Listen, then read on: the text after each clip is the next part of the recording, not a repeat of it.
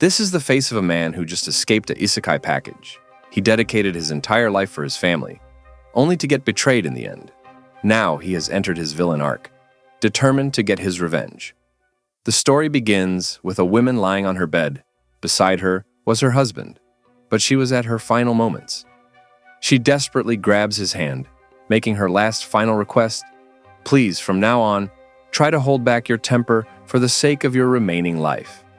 The scene then cuts to the present, where the protagonist sits with his colleagues. One of his friends pokes him, asking if his son has caused trouble yet again. While the man remains silent, his colleagues do not. "Geez, again?" one remarks, reminding him of how frequently this has occurred. The group completely boozed up while a woman serves them with her sussy baka meter skyrocketing. One colleague suggests that, instead of merely watching his son wreak havoc on the company, the man should hand over the chairman's seat to someone more deserving. The mockery is cut short when the protagonist stands. Clad in black and emitting an ominous aura, he coldly warns them that before pointing fingers at others, they should first look at themselves. His presence silences the room instantly. As sweat runs down the colleagues' faces, the man glances at the woman serving them. She looks up at him, dazed. He sighs, gives her cash, and thanks her for the food. As he prepares to leave, the woman, Madame Lee, stammers and asks him to wait. The others begin to laugh at her as if she has done something foolish. Embarrassed, she asks why they are laughing. A flashback reveals the protagonist's identity, Huang Wuchol. Having received no blessings from his parents, he started with nothing and climbed to the top to build an entire empire. Due to his intense aura, people often call him the Mad Bull. The intensity reaches a breaking point as the woman hears his story. She is overwhelmed and flushed by the reputation of the Mad Bull. She approaches the protagonist, and in the next scene, she was facing the roof, completely exhausted. Meanwhile, Huang sits beside her, regretting his actions and remembering his wife's last wish to tame his sussy instincts. However, looking at Madame Lee's rice field, he finds himself unable to hold back his impulses and start watering her rice field again. The following morning, Huang departed in a black sedan. He stared out the window with a cold, distant expression, seemingly leaving his emotions behind as his driver informed him they would soon reach their destination. Upon entering his residence, he was immediately struck by sussy baka energy. He tried to find the source of this energy, but got bumped into a huge calcium cannon. At first he was confused how he got cannons in the house, but soon it turns out it was his first daughter-in-law, Mia. She greeted him by calling him father. The scene shifts to a woman in a white robe who was on a phone call. Looking surprised, the voice on the other end mentioned Huang's name, offering to share more information about him. The old man on the line teased her, guessing that she finally did something with Huang yesterday. Flustered, she turns bright red. She stammered in protest, but the man laughed, telling her no explanation was necessary. He promised her to send over everything he knew regarding Huang. Overjoyed, the woman clutched the phone to her chest, her robe slipping slightly as she thanked him profusely. But the old man interrupts with a serious tone. He warns her to remember that everything he told her at the bar was true, without exaggeration, specifically regarding Huang's past. He described Huang as a man who handles both women and laws exactly as he pleases.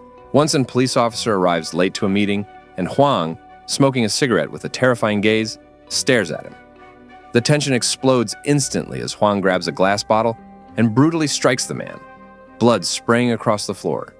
And that's how people started calling him a tyrant. Back in the present, the chairman stood sweating nervously as he greeted his first daughter-in-law, Mia. She wore nothing but a loose apron with a playful smile. She remarked that she is here because the head of the household, father, has finally returned home. Without hesitation, she throws herself at Huang, who has just arrived, pressing her chest tightly against him, declaring that she wouldn't miss the chance to welcome him. Huang is left stunned and sweating, his internal monologue panicking as he realizes who she is. Meanwhile, Mia leans in close, fanning herself and complaining that today is a bit hot, the side of her apron gaping wide to reveal the curve of her cannons.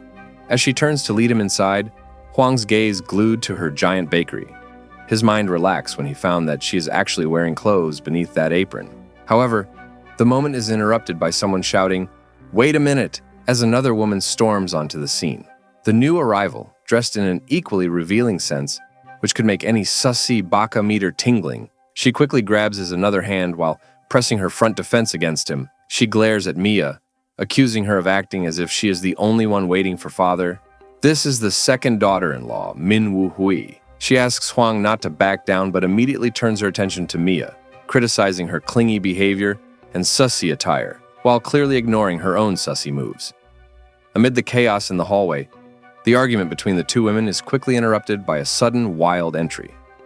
But as the protagonist was processing the situation, a third woman with blonde hair launches herself at him, wrapping her arms and legs around him. This is the third daughter-in-law, Shin Ah-young. Leaning close, she whispers. She was waiting just as desperately as the others. Ah-young is the boldest of them all, wearing nothing but a single towel over her body, leaving her calcium cannons completely defenseless as she presses herself against him. She grins mischievously, asking if father wanted to see her too. While rubbing her body against his arm, she admits that she was so restless, she started her morning work early. The situation quickly turned into a PvP server, as the three women begin fighting each other to get closer to him. Huang realizes the danger of the situation he is in as he stands frozen in the middle of this Pokemon battle, but suddenly he snaps back to his senses, deciding that now is the time to escape. He rushes straight into his room, slamming door marked with "No entry." Left alone in the hallway, the three women stand in stunned silence. Ah-young sighs in frustration, complains about wasting her energy at the crack of dawn for nothing. She turns to leave, telling the others not to bother looking for her, while the first and second daughters-in-law remain standing there, staring blankly at each other in awkward silence. That afternoon, Huang sits alone in the bath, looking at the peaceful garden. He sinks into his deep regret, admitting that the current state of his family is entirely his fault. He thinks back to when his wife passed away, realizing that he buried himself in work to build a respectable company for his sons so he wouldn't be ashamed before her. But he now sees he was wrong about it all. Growing up without a mother and with an absent father, his sons became monsters, becoming the violent tyrant he used to be in the past. He recalls the shame of hearing constant reports about his sons causing trouble, realizing they lost all points as decent human beings. However, he feels that those lost points were won back by the genuine affection of his daughters-in-law, and he admits he is glad for that. As he stands in the shower, he reassures himself that despite the strangeness, there's no line that has been crossed yet. But that resolve is shattered instantly when the bathroom door opens and a soft voice excuses herself. One of his daughters-in-law steps into the steam, completely exposed. With water glistening on her body, she shyly offers to scrub his back. The steam in the bath was thick, but it wasn't the heat, making the man sweat. A cold panic gripped his chest as he realized the boundaries of his domain has been breached. His eyes widened in shock, his breath hitching in his throat. Is she crazy? He thought, his mind racing. He gulped, the sound loud in the quiet room. Mia? He called out, hoping he was wrong. But the answer came with a big smile. Yes, father? Mia's voice drifted through the mist. She stepped forward, a towel barely clinging to her melons. The man recoiled, his face dripping with sweat. No! He shouted, scrambling back. I was just wondering if you could leave me alone now. But Mia, with a sussy smile, said, Ara, I don't think I can do that. Refusing to retreat, she stepped closer, her voice lowering to whisper, I came in to wash your back for you, father. She was about to start washing, but Huang activates his Chad mode, stopping her even before she starts. He tells her that she doesn't need to make sacrifices, just because of his son's fault. Huang clenches his fists. Glowing with red eyes, he emits a dark aura, this time determined to fix his son, but the dramatic tension is instantly broken. The woman bursts out laughing, unable to contain herself. She covers her flushed cheek's mouth, but the protagonist stands there, completely thrown off guard, trying to make sense of this. The woman wipes a tear of laughter away, looking at him through the steam. Ah, is that how you were thinking? The protagonist starts sweating, panic setting in. He waves his hands frantically in denial, but the woman's expression softens. Her cheek turned red. She looks up at him with hazy eyes, thinking it as the perfect moment. Without hesitation, she confessed her feelings. The man stood frozen, struggling to process like how my PC struggles at highest game settings. But in front of him was a woman, gripping a towel tightly around her body. Her face was flushed, her posture shy, as she hugged Huang from behind. Huang's thoughts spiraled the moment he felt her airbags against him. Without warning, she summoned in front of him, letting her towel fall, revealing her giant calcium cannons as if she were about to summon something forbidden. The man went completely silent. It was revealed that he was the sussy baka, who had suppressed his inner sussy demons long time ago. But now, that sussy baka has striked back, and once summoned, he did what he does the best, the slippery banana plantation arc. Moments later, Mia was lying on the floor, maybe because of her rigorous training arc. But being under the sussy baka's influence, Huang was not going to let her go in just one round. So the banana plantation arc was about to enter its second phase. But suddenly, he came back to sense. A knock echoed at the door. "Father, is everything all right?" Min's voice called from outside. Huang hurried out immediately, causing Min to blush. Not wanting to play League of Legends anymore, he quickly left the scene. Meanwhile, inside the room, the woman was left alone on the floor. She clicks her tongue in frustration, seemingly unsatisfied or annoyed by how things ended. The scene then shifts to Huang, who is sitting alone on a park bench. He exhales a long, heavy sigh, staring down at the ground, lost in thought as he reflects on everything that has happened so far. Murmuring to himself, he shakes his head. No, he cannot let his desires get out of control. Guilt begins to settle in. "I somehow feel like shit," he admits quietly. As he remains deep in thought, a woman wearing a wide-brimmed hat looks down at him in surprise. "Oh," she says. He looks up from the ground. "Madam Li?" She smiles brightly, confirming his guess. "Yes, it's me, Li Sul." She tells him that she came here to meet him. However, he assumes she might be in urgent need of cash, which she immediately denies. Later, Huang tells Madam Li everything that has happened while feeling guilty for what he did. But, to his shock, she is amazed by his story. With hesitation, Huang asks her, "Didn't she find it disgusting?" She stands. "Disgusting? I don't know." Turning toward him, she continues, "Maybe it's because I've seen all the bitterness of this world since childhood. That's why I rather like you. You feel more human." Internally, however, she struggles to control her feelings just by looking at him. Since she came all the way from Seoul, Huang invites her for a treat.